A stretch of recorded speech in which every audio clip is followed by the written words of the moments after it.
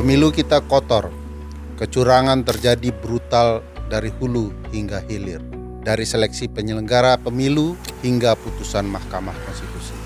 Penyelenggara pemilu adalah titik awal baik buruknya pemilu. Jika penyelenggara pemilu kotor, sudah dipastikan kehidupan bernegara pun bermasalah. Sebab hasil pemilu menentukan pejabat eksekutif dan legislatif kita. Merekalah yang membuat undang-undang dan isi pengadilan kita. Bagaimana jika penyelenggara kita diisi orang-orang tidak kompeten dan bermasalah? Dari mulai kasus hidup berfoya-foya hingga penyimpangan seksual telah menghinggapi penyelenggara pemilu kita dari pusat hingga daerah. Saya hendak berbincang dengan salah seorang dedengkot kepemiluan, Hadar Nafis Gumai, yang sepanjang hayatnya mensedekahkan diri untuk kepemiluan dan pernah menjadi pimpinan Komisi Pemilihan Umum.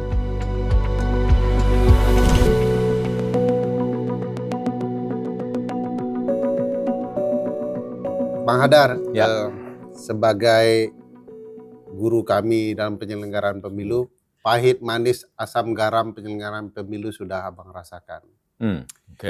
Seperti piring makanan nih. Ada yang sehat, ada yang enak doang, ada yang enak tapi berpenyakit gitu ya, mengandung berbagai micin yang katakanlah berdampak bagi tubuh kita. Dan penyelenggara pemilu dalam menyelenggarakan pemilu menyajikan berbagai hidangan kepemiluan. Kadang penyelenggaranya adalah penyakit itu, micinnya di sana. Yang berdampak kepada tubuh demokrasi kita. Yang saya ingin tanyakan ke Abang adalah banyak sekali gaya hidup penyelenggara yang bagi saya tidak menggambarkan prinsip-prinsip penyelenggaraan. Bahkan azas pemilu jujur dan adil dan segala macam gitu ya. Azas penyelenggaraan profesional, integritas dan efisien, jauh sekali. Nah, salah satu yang menjadi penyakit adalah gaya hidup mewah. Kita tahu kasus sebelumnya ketua KPU punya apartemen dengan salah seorang perempuan gitu ya. Lalu katakanlah mereka juga KPU sudah punya rumah dinas gitu ya.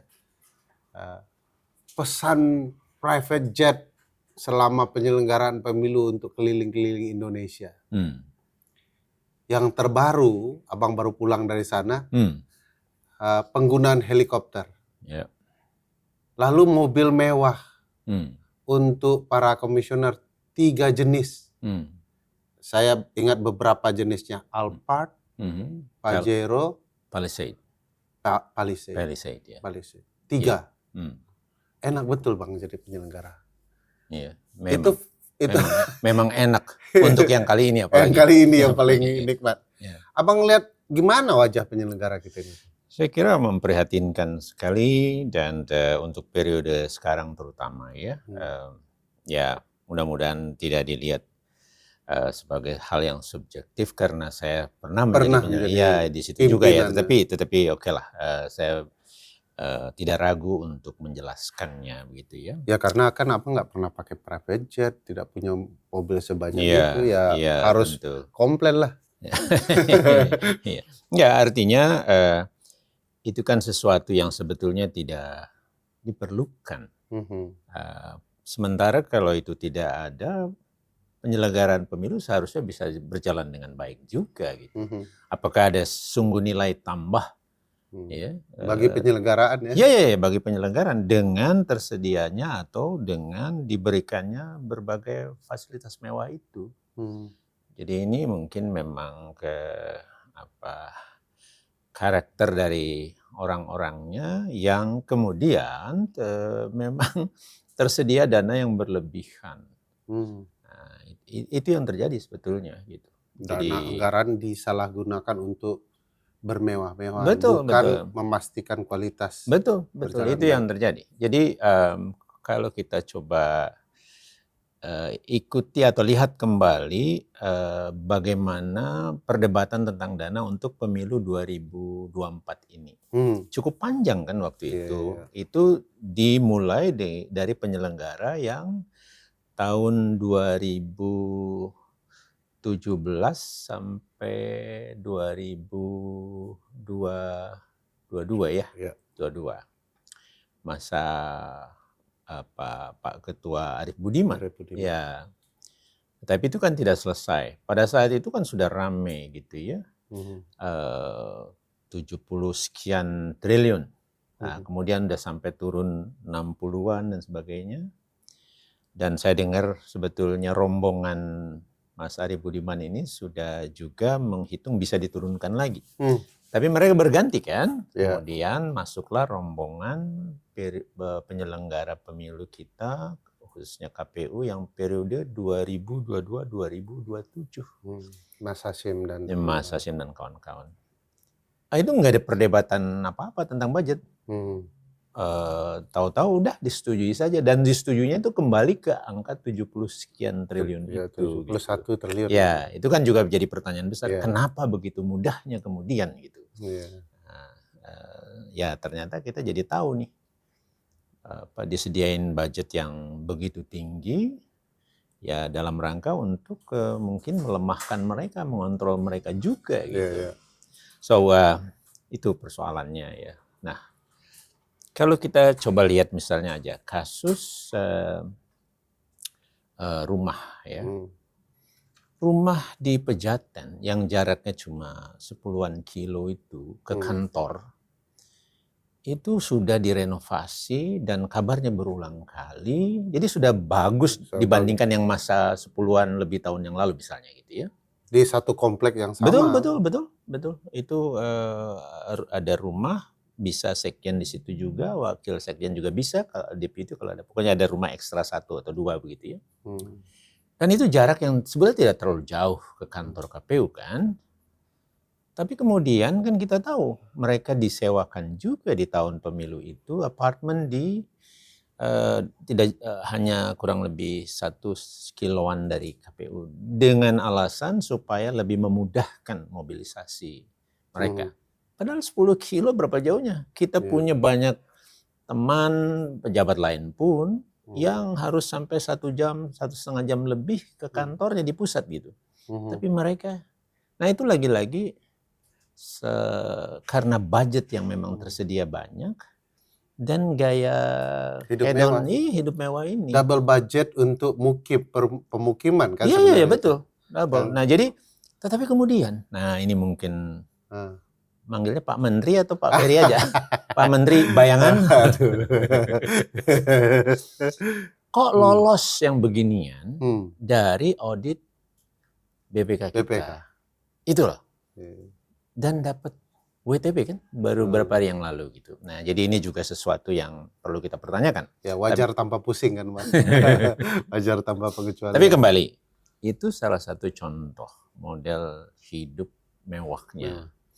Model yang tidak peduli dengan budget berlebihan digunakan tanpa ada urgensinya, tidak peduli dengan bahwa itu adalah uang pajak rakyat yang semakin tinggi, semakin kita sulit sekarang ini, tapi digunakan begitu saja. Tapi kan argumentasi dari pengguna pajak rakyat bernama uang penyelenggaraan pemilu ini adalah kami membutuhkan itu untuk efektivitas pekerjaan. Ambil contoh Bang, jet pribadi. Mereka katakan penggunaannya agar efektif, efisien dalam menyebarkan alat logistik. Nah, itu kan ada argumentasi untuk memastikan pemilu berjalan dengan baik, Bang. Jadi perlu secepat itu untuk sampai, dan sehingga perlu disewa pesawat jet pribadi. Secepat itu untuk bukan mengangkut logistik kan? Katanya waktu itu dulu logistik, tapi tiba-tiba berubah kan? Tidak. Karena nggak muat juga ya? Iya. Mereka gunakan, dan ini bukan sebagian besar. Jadi mereka gunakan hanya untuk mengunjungi lokasi-lokasi yang juga sebenarnya tidak terlalu ada problematika transportasi yang sulit misalnya, untuk mengecek kondisi lapangan, kesiapan penyelenggara di daerah yang terkait dengan logistik begitu. Tapi itu kan sebagian kecil saja. Yang diketahui kemarin 59 penerbangan, tapi itu sebagian besar sebetulnya bukan untuk pengecekan keperluan logistik. Untuk apa, Bang? Nah, misalnya itu didapat perjalanan ke sana, daerah tertentu, karena melakukan fit and proper test untuk penyelenggara di daerah misalnya, oleh anggota KPU yang bertugas. Wah. Itu ada. Kemudian betul tuh ya. Kemudian ada yang divisi divisi SDM untuk supervisi penyelenggara tingkat kecamatan atau apalah kabupaten tapi kecil gitu. Itu hanya untuk itu. Untuk itu. Nah, bahkan ada ini ada kaitannya dengan kabar duka, menyerahkan uang duka. Iya, ada. Pakai private jet. Ada private jet. Padahal sudah bisa ditransfer uang duka itu. Betul. Jadi ya itulah, karena sudah ini perlu pertanyaan juga, sudah dikontrak untuk jangka waktu tertentu. Private jetnya. Private-nya dengan budget yang puluhan miliar gitu. 40 miliar something. Betul. Dan jadi itu harus digunakan kira-kira gitu. Nah, sehingga ya sudah berlakulah penggunaan yang sebetulnya nggak masuk di akal buat kita gitu. Apalagi dalam peraturan Kementerian Keuangan itu kan ada standar penggunaan biaya transportasi yang kurang lebih menyebutkan tidak boleh mereka harus private jet ya. Fasilitas pesawat umum ya? Iya, pesawat umum. Dan itu kelasnya juga udah kelas bisnis. Kalau tidak ada atau keluar negeri yang jaraknya panjang bisa first class bahkan mereka itu. Jadi itu udah luar biasa hebatnya gitu. Ini mereka gunakan private jet misalnya. Mewah sekali hidupnya. Sangat mewah. Nah gitu. Private jet itu bisa dilihat manipulasinya. Nah helikopter nih Bang. Helikopter. Helikopter ini kan memang ada daerah-daerah Bang, mungkin tidak ada jalannya rusak. Sehingga butuh helikopter. Bahkan daerah itu walaupun tidak ada helipadnya kan masih bisa untuk mendarat ya. Bisa. Nah itu kan kebutuhan urgen juga untuk penyelenggaraan pemilu Bang. Nah kasus helipad ini apa masalahnya Bang? Kenapa Abang rumit betul dengan urusan mereka ini? Kan mereka soal kebutuhan nih Bang. Jangan generasi Abang tidak pakai produk-produk mewah ini. Terus mereka pakai terus Abang kita ribut. Kita cemburu. Ngapain mereka pakai heli ini Bang? Nah itu dia, ngapain? Ternyata setelah kita cari-cari tahu, itu ada jadwal dari pimpinan KPU, ya sudah diputuskan tadi ya, peringatan keras, ya lembek sebetulnya. Keras ya sudah keras untuk Parsa dan Harap, dan kemudian juga anggota KPU Jawa Barat itu Abdullah Sapii. Ya. Nah mereka berdua nih naik, tapi ada yang lain juga naik gitu ya. Itu Parsa dan khususnya sama anggota di KPP nih, untuk diketahui juga ada namanya Tio yang mengawasi etik penyelenggara ternyata ikut menikmati naik juga gitu. Nah jadi mereka itu punya jadwal ketat. Misalnya Parsa dan Harap itu jam 1 siang itu sudah ada jadwal naik private jet. Iya, dari Halim untuk ke Bengkulu. Ini kebetulan atau disengaja, Bengkulu itu kan kampungnya beliau. Sangat kebetulan ya. Jadi lah ke sana udah dijadwalin untuk pengecekan persiapan logistik kira-kira begitu. Ya. Nah jadi karena pihak Jawa Barat ingin sekali pimpinan ini hadir, dan pimpinan ini dia bilang bisa hadir, tetapi saya harus berangkat jam 1 siang dari Halim, akhirnya keluarlah ide untuk ya sudah kami sediakan dengan helikopter, sehingga terkejar jadwal itu. Nah, begitu hebatnya kan? Jadi ini udah dari satu pesawat mewah, fasilitas yang nggak boleh, pindah ke pesawat lain yang juga tidak boleh juga gitu loh. Nah, jadi ini problematik ya. Seharusnya kan ya sudah, saya sudah ada jadwal duluan. Mohon maaf saya nggak bisa ikutan. Ya, ini kan cuma hanya pelantikan saja gitu. Gitu. Alasannya padahal by Zoom juga bisa pelantikan. Bisa. Itu di aturan KPU itu. Pelantikan KPPS itu oleh PPS sebetulnya.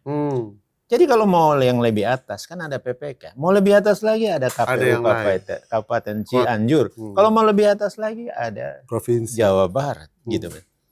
Kalau mau lebih katakanlah gitu. Ya udah anggota KPU lain lah yang datang, yang punya waktu sehingga dia bisa naik mobil. Bisa naik mobil. Saya nyobain. Bagus jalannya. Saya menikmati nyetirnya. Berapa jam tuh Bang? 5 jam. 5 jam, 5,5 jam. Oh, makanya dari Jakarta. Nggak mau capek Bang. Bisa jadi, tetapi kan anggota KPU itu apa capeknya? Tadi kita udah obrolin kan, ya? Mobilnya bagus. Disupirin. Alphard atau Palisade disupirin. Tinggal tidur aja sebetulnya. Dan kalau mau lebih cepat supaya jalan itu bersih, mereka kan bisa pakai patwal di depan. Udah biasa kan mereka begitu. Tapi ini tidak tadi. Karena yang bersangkutan jam 1 private jet. Itu.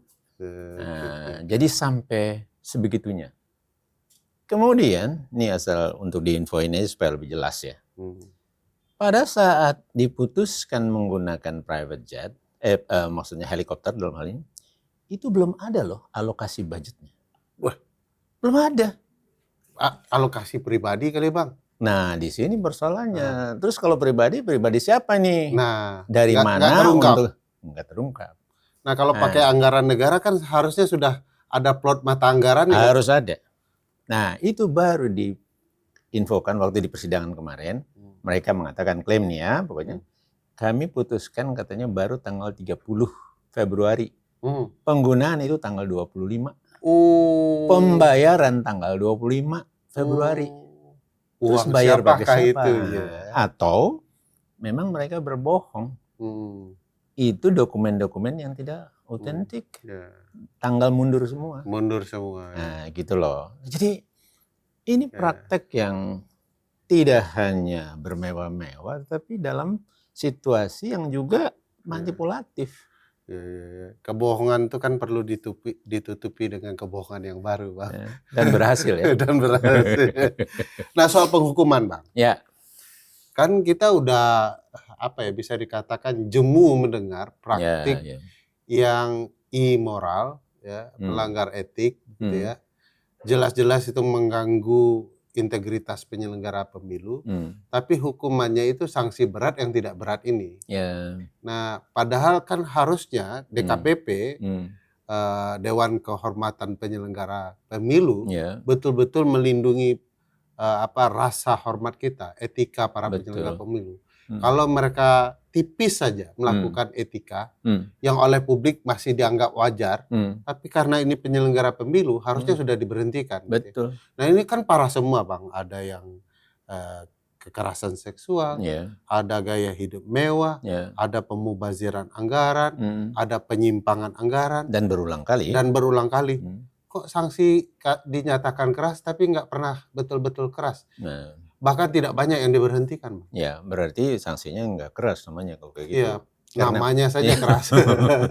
Lembek gitu kan. Nah, jadi ini problem kita memang ya di penyelenggara pemilu dan di bagian dari DKPP-nya. Seharusnya mereka tidak bikin tuh aturan tentang sanksi-sanksi yang bervariasi gitu. Yang akhirnya cenderung hanya melindungi menurut teman saya. Nah, seharusnya cukup ringkas saja kelasnya, peringatan 1, 2, langsung berhentikan. Tidak harus itu di case atau area persoalan yang sama gitu. Ini kalau beda, maka boleh lagi tuh diulang lagi. Keras lagi. peringatan keras terakhir, baru diberhentikan gitu kan. Nah ini kan menurut saya agak aneh. Jadi seolah-olah tidak terlalu serius untuk kita betul-betul menegakkan etik. Karena itu ya tidak ada efek jera akhirnya. Jadi lewat begitu saja. Nah, ini persoalan dari DKPP kita menurut saya. Mungkin kita semua atau para penyelenggara politik ini merasa etika penyelenggara pemilu nggak terlalu penting juga, Bang. Yang penting yang penting bisa dikendalikan, Bang. Oh gitu ya. Ya repot juga, walaupun dua-duanya berdampak kepada ya kerja mereka dan hasil pemilunya. Mungkin itu yang dimaksudkan ya. Jadi kalau kita memang serius mau membenahi demokrasi kita melalui pemilu kita, ya ini harus diberesin penyelenggara yang bermasalah yang kita tidak yakini ini beres gitu loh. Nah, itu. Jadi ini harus dibenahi dan ini sebenarnya momen yang penting. Nah, tapi akhirnya kita cuma lihat seperti ini hasilnya. Ya misalnya saja supaya lebih kapok, ini mungkin menarik info juga nih perkembangan hari ini. Untuk kasus anggota di KPP yang Muhammad Tio Aliansa ini, itu DKPP melalui prosesnya, walaupun proses ada isu lain yang kita bisa bicarakan, intinya prosesnya itu bermasalah menurut saya. Tapi dalam putusannya, sanksinya itu dia kasih sanksi ekstra. Jadi ada sanksi administratif. Nah, Tio ini berupa dia tidak selama 90 hari ke depan tidak boleh mengikuti sidang pemeriksaan dan sebagainya. Nah, saya berharap itu juga honor segala macam nggak dapat dia. Iya dong. Kalau nggak itu libur, jadi libur aja buat dia gitu kan. Lebih enak libur ya, dibiayain. Nah, misalnya. Nah, terhadap kasus yang KPU, mesti disuruh balikin aja tuh. Anggaran 198 juta sekian loh. 198 juta sekian. Itu untuk sewa helikopter itu. Untuk terbang berapa jam, Bang? Ya, terbang sih sebetulnya cuma 1 jam sekian. Secara total memang helikopter itu menunggu ya. Menunggu itu ya, 5 jam, pulang, 5 jam kira-kira begitu. Jadi helikopter itu sengaja disewa untuk menjemput Pak Tio ini di Jakarta. Dari budget KPU daerah. Biasanya kalau kita mengundang pimpinan pusat, ya dia budgetnya dari tempat dia dong, dia keluarin. Ini menarik. Daerah menjemput. Dan anggota KPU sebetulnya si Parsadan, dia sudah di Bandung loh. Jadi dia naiknya dari Bandung. Jadi helikopter ini menjemput Tio, kemudian mampir ke Bandung, Parsadan naik sama anggota KPU. Kusut deh. Iya kan? Gitu. Padahal dia sudah di Bandung, mestinya udah tinggal 4 jaman lagi, bisa dong. Hanya untuk pelantikan satuan penyelenggara terendah gitu ya. Betul, walaupun itu jumlahnya memang tingkat kecamatan dikumpulkan gitu. PPK ya? Iya. Tapi menurut saya nggak worth it juga gitu. Karena ini menabrak aturan-aturan dan kemudian cukup biayanya tinggi. Dan sebetulnya mereka tidak harus berada di sana. Pelantikan bisa berjalan tanpa mereka, kira-kira gitu. Apa yang bisa kita harapkan dari proses ini bagi penyelenggaraan pemilu kita, Bang, kalau mereka tidak bermoral begini, Bang? Ya tentu sulit kita berharap model-model ini untuk berlanjut misalnya. Karena kita sudah lihat juga kan dari berbagai hal pemilu kita punya persoalan dan sangat serius persoalannya. Pemilu terselenggara bahkan nyata-nyata melanggar undang-undang itu terjadi di periode sekarang gitu. Nah karena itu pembelajaran yang harus diambil ya harus kita punya penyelenggara yang betul-betul bersih, yang mandiri, integritas tinggi ya. Betul-betul bisa tuh menolak tuh fasilitas-fasilitas mewah ini. Dia tanpa sulit untuk menolak. Seharusnya begitu. Dan itu cerminan bagaimana dia menyelenggarakan kan pemilu itu. Nah, saya kira itu yang harus kita punyai ya ke depan ini. Tapi sayangnya perubahan-perubahan ini kan juga diperlukan dengan perubahan undang-undang pemilunya. Yang sekarang kita tidak tahu ini betul mau akan dirubah, kapan akan dirubah, padahal waktu terus berjalan. Soal hidup mewah itu satu hal, tapi penyimpangan seksual merupakan sesuatu yang sudah jadi rahasia umum. Puluhan sanksi terkait kejahatan lendir itu meruyak pada putusan-putusan Dewan Kehormatan Penyelenggara Pemilu. Tak bisa dipungkiri, ini terlalu menyakitkan untuk dituturkan. Namun, ini perlu dibongkar. Jangan berharap pemilu kita baik jika penyelenggaranya serusak itu. Saya akan berbincang dengan Mike Ferawati Tangka, berasal dari Koalisi Perempuan Indonesia.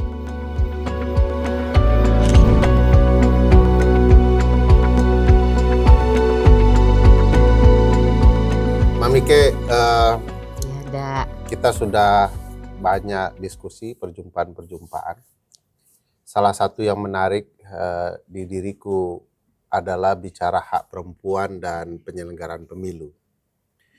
Nah, satu hal yang selalu mengusik adalah penyelenggara pemilu itu melakukan berbagai penyimpangan, terutama terkait dengan perempuan sebagai korban.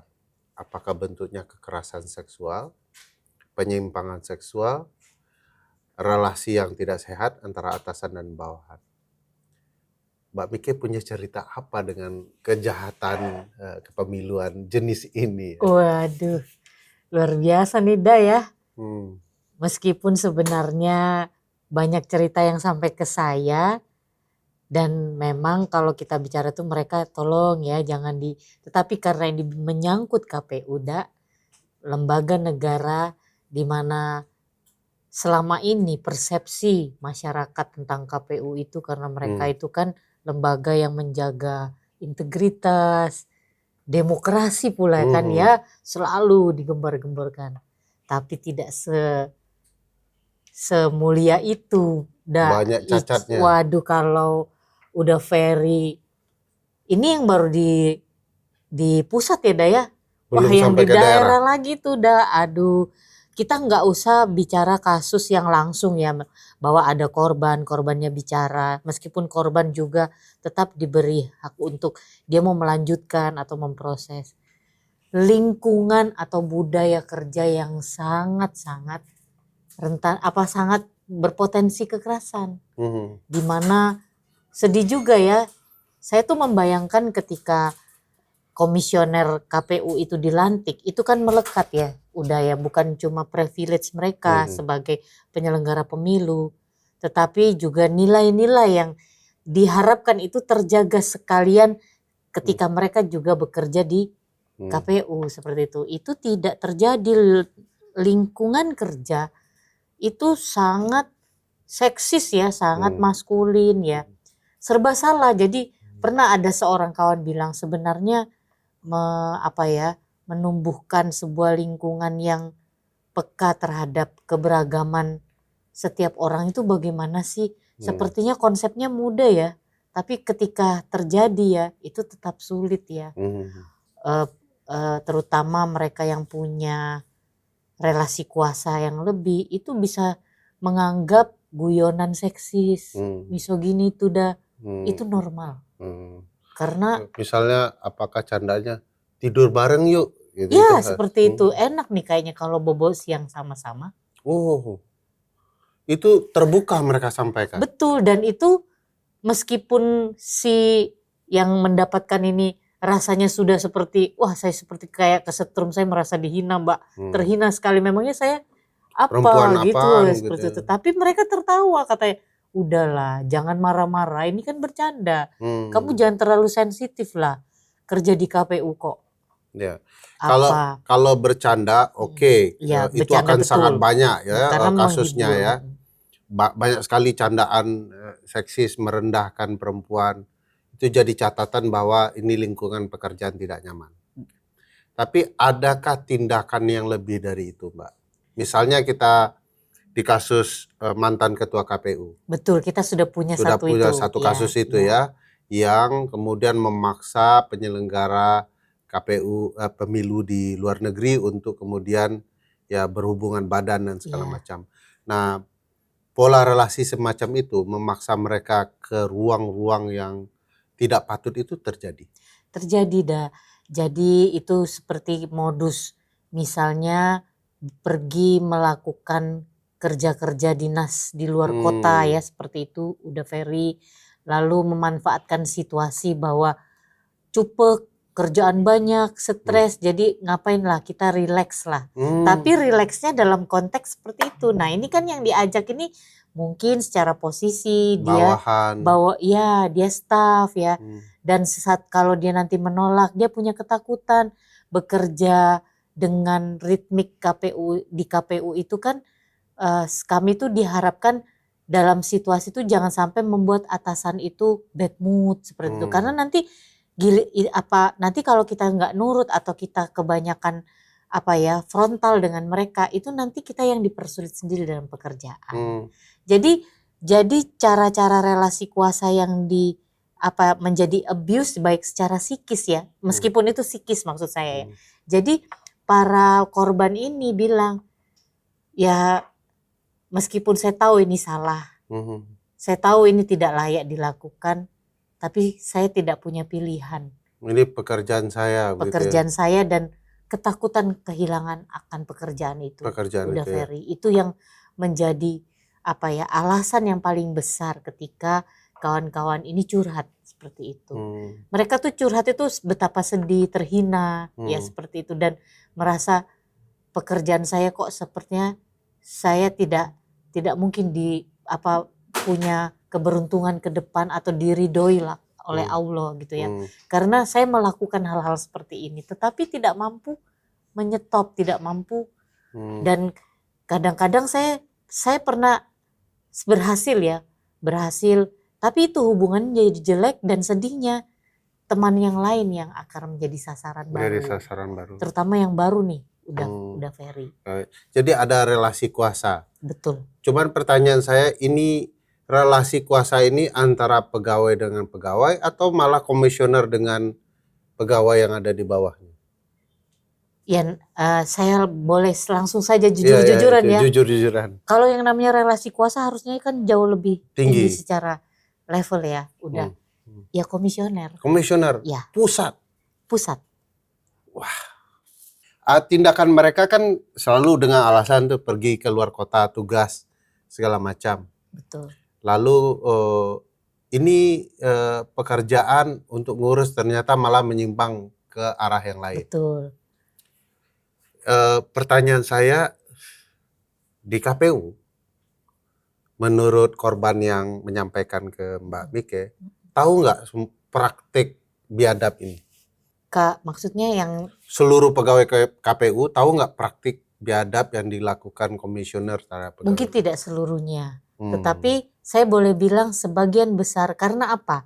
Kenapa saya berani bilang sebagian besar itu tahu ada situasi? Karena mereka sudah menganggap itu hal yang dinormalisasikan, very.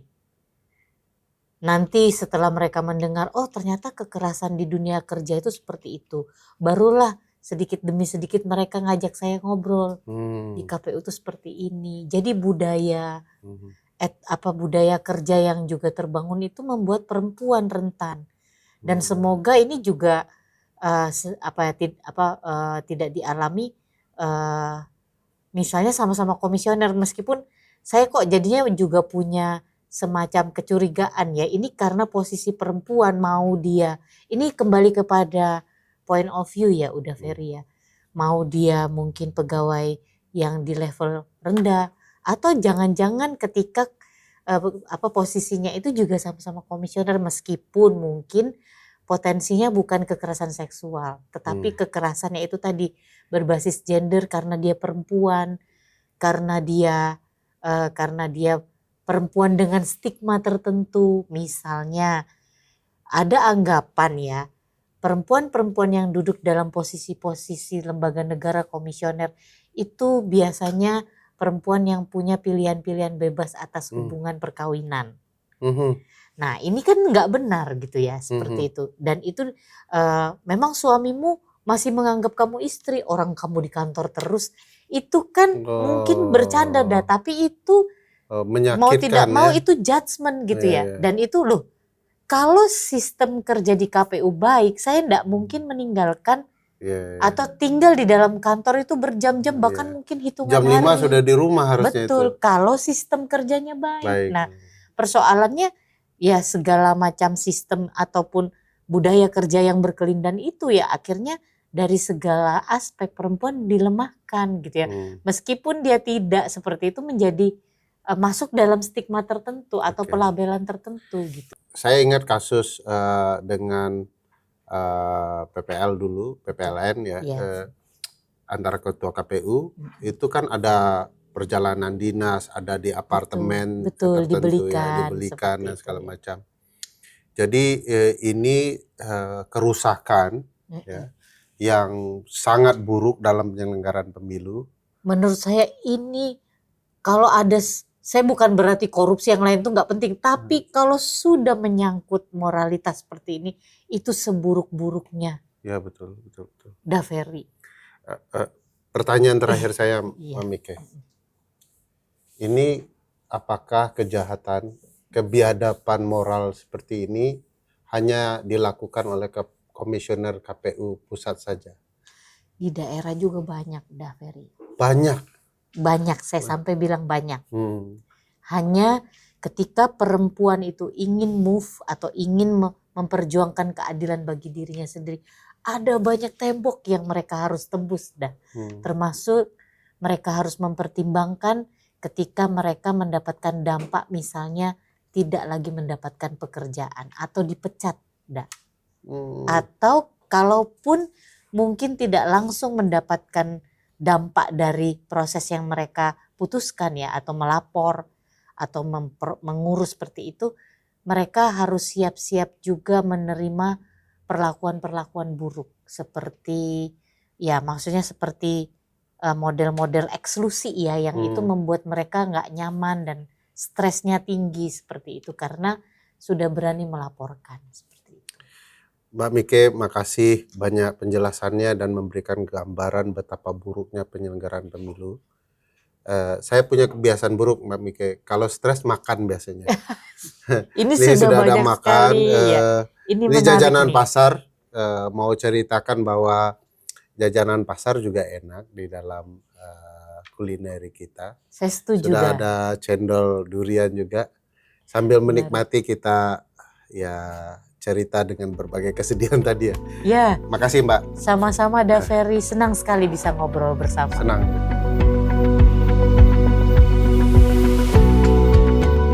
Kerusakan penyelenggara ini hampir tak ada obatnya. Dua orang penggiat pemilu ini menyaksikan bagaimana penyelenggaraan pemilu dirusak dan bermasalah sejak dari seleksi hingga penyelenggaraan.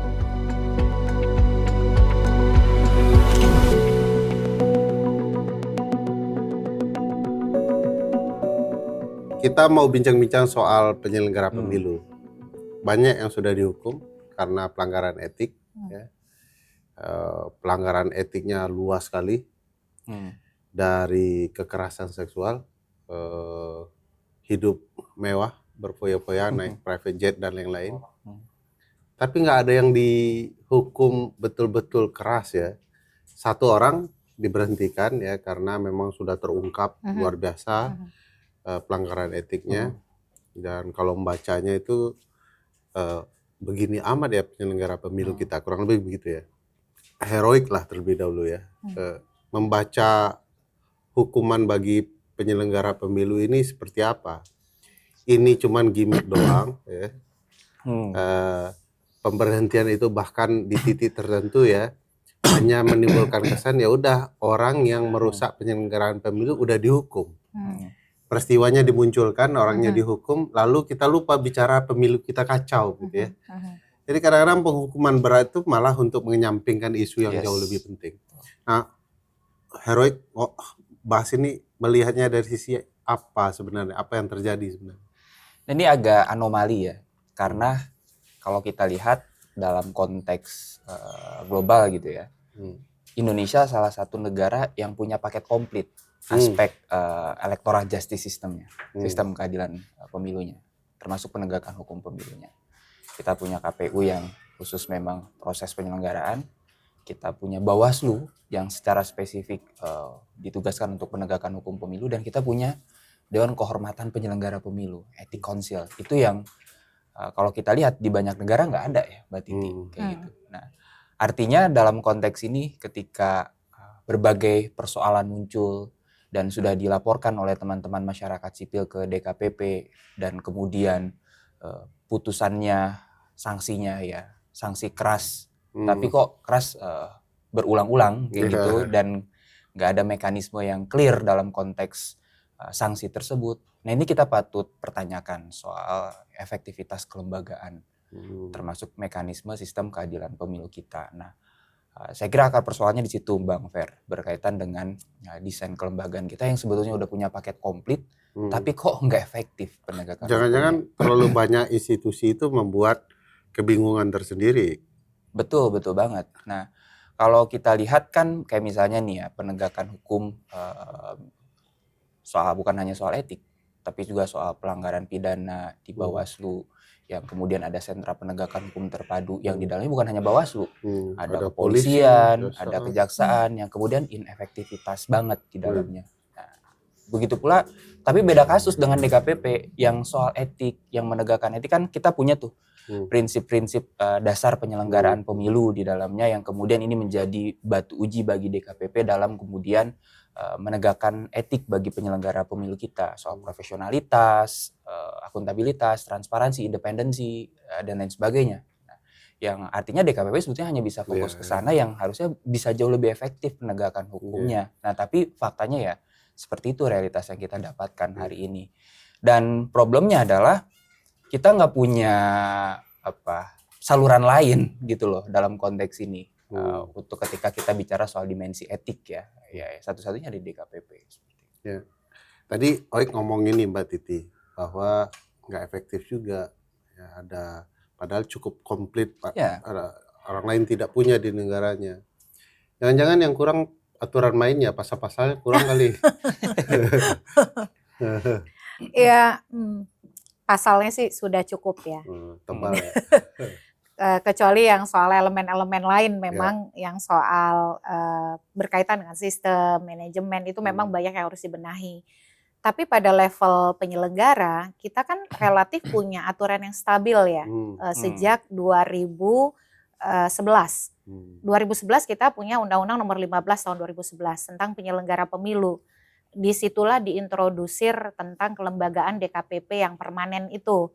Kemudian kita punya Undang-Undang 7 2017 yang kemudian mengkodifikasi pengaturan penyelenggara bersamaan menjadi satu dengan Pileg dan Pilpres. Aturan tersebut bisa diterapkan dengan baik pada periode sebelumnya. Tetapi kemudian kenapa dia bermasalah pada periode sekarang? Nah, karena memang kepentingan terhadap penyelenggara itu makin eskalatif, makin membesar. Jadi makin kesini itu makin dipahami bahwa penyelenggara itu bisa berkontribusi besar terhadap kemenangan, terhadap kepercayaan bisa berkompetisi dan mendapatkan hasil yang diinginkan. Disitulah yang meningkatkan intervensi dan pengaruh terhadap penyelenggara pemilu kita. Dan itu dimulai dari proses seleksinya. Sehingga itu yang kemudian berakibat pada aturan main yang cenderung stabil tapi melahirkan produk penyelenggara dengan karakteristik integritas yang berbeda. Kita dengan aturan yang relatif sama dulu punya Husni Kamil Manik dan kawan-kawan. Ada Hadar Nafis Gunmai, ada Ida Budiati di dalamnya yang kita akui sebagai salah satu landmark penyelenggara pemilu yang paling kita andalkan, dengan terobosan transparansinya, terobosan soal inklusivitasnya, keterwakilan perempuan dan lain sebagainya. Mengapa makin kesini kok derajatnya menurun? Independensi, profesionalitas, etika sebagai penyelenggara. Karena itu tadi, ternyata penyelenggara yang independen itu dianggap sebagai ancaman. Nah, oleh karena itu, dengan aturan yang sama, mulailah kooptasi, intervensi itu dijalankan, dan pintu masuknya adalah seleksi ketika merekrut penyelenggara pemilu. Itu maka kemudian tadi ditanya, kita ini nggak ada duanya. KPU ada, Bawaslu ada, DKPP ada, yang belum ada adalah efektivitas implementasi. Ya, tapi itu kan melanggar azas pemilu ya, mandiri sangat mendasar, gitu ya. sangat melanggar asas dan prinsip di dalam konstitusi kita. Iya, oke. Nah, kenapa itu tidak bisa diterapkan? Jadi malah kayak apa yang sudah ditentukan konstitusi itu malah tidak terjadi. Soal seleksi berarti dipengaruhi oleh politisi, mereka tidak mandiri. Tapi lucunya ketika mereka melanggar etik, nggak ada tuh politisi yang betul-betul marah atau harus mereka diganti tidak sesuai. Verifikasi faktual dulu bermasalah gitu ya. Ketika punya mobil banyak sih sempat marah. Tapi kan itu proses pemilu sudah selesai. Ya. Marahnya ketika selesai ya. Tapi tidak juga, kan kalau begini penyelenggaranya berhentikan aja semua gitu ya. Tapi tidak dilakukan. Jadi jangan-jangan ketidakmandirian mereka, kealpan moralitas mereka bagian dari praktik kecurangan itu dalam desain tertentu di. Dalam penelitian yang saya lakukan, itu saya menemukan yang disebut dengan relasi asimetri principal agent antara DPR dan penyelenggara. Dalam konteks itu, DPR diposisikan sebagai prinsipal, lalu penyelenggara pemilu KPU itu dianggap sebagai agennya. Nah, karena dia adalah agen dari yang prinsipal ini, maka agen ini diminta selalu harus ikut. Contohnya yang paling sederhana adalah ketika misalnya KPU-nya mandiri, itu akan meningkatkan tekanan untuk mengatur KPU-nya lebih mendalam. Makanya dibuatlah pada waktu itu, karena eranya Pak Husni Kamil Manik mereka suka membuat peraturan KPU yang progresif, diperkenalkanlah aturan bahwa setiap peraturan KPU Bawaslu wajib dikonsultasikan dengan DPR dan pemerintah. Diujilah itu ke Mahkamah Konstitusi oleh Pak Husni Kamil Manik dan kawan-kawan. Lalu kan dikoreksi oleh MK. Oke, wajib konsultasi tapi keputusan atau kesimpulan konsultasinya tidak mengikat. KPU itu tetap dijamin kemandiriannya. Kemandirian itu artinya apa? Dalam mengambil keputusan dia tidak boleh dipengaruhi oleh pihak manapun. Dia harus berdasarkan kesadaran pribadi, pertimbangan yang betul-betul walaupun mendapatkan informasi dan lain sebagainya, tapi dia otonom. Nah, kira-kira kan begitu. Tapi kan praktiknya tidak. Ketika dinyatakan wajib konsultasi dan kesimpulan konsultasi tidak mengikat, praktiknya tidak seperti itu. Bahkan pembahasan konsultasi itu tidak lagi pada hal-hal yang sifatnya krusial. Kalau konsultasi itu kan kita bingung terhadap satu isu baru kita bertanya. Sekarang itu peraturan KPU, peraturan Bawaslu dibahas dalam konsinyering pasal per pasal. Nah, jadi di sana memang ada perubahan relasi. Kalau dulu betul-betul bahwa penyelenggara itu mandiri sebagai institusi lembaga negara independen, semakin ke sini itu relasinya asimetri begitu ya. Yang satu prinsipal, yang satu agen. Untuk membuat peraturan pun otoritas yang sebenarnya diberikan oleh MK mereka bisa memutuskan mandiri, itu tetap tidak seperti itu praktiknya gitu. Jadi kayak patron klien. Betul, seperti itu. Apa yang kita harapkan dari pemilu? Lahirnya pejabat-pejabat yang bekerja demi rakyat? Faktanya, pemilu kita seremonial, bahkan terkesan sebagai alat legitimasi untuk merusak penyelenggaraan negara. Lalu, pemilu seperti apa yang kita impikan jika penyelenggaranya berperilaku buruk dan menyimpang? Nantikan Piring Politik selanjutnya. Salam.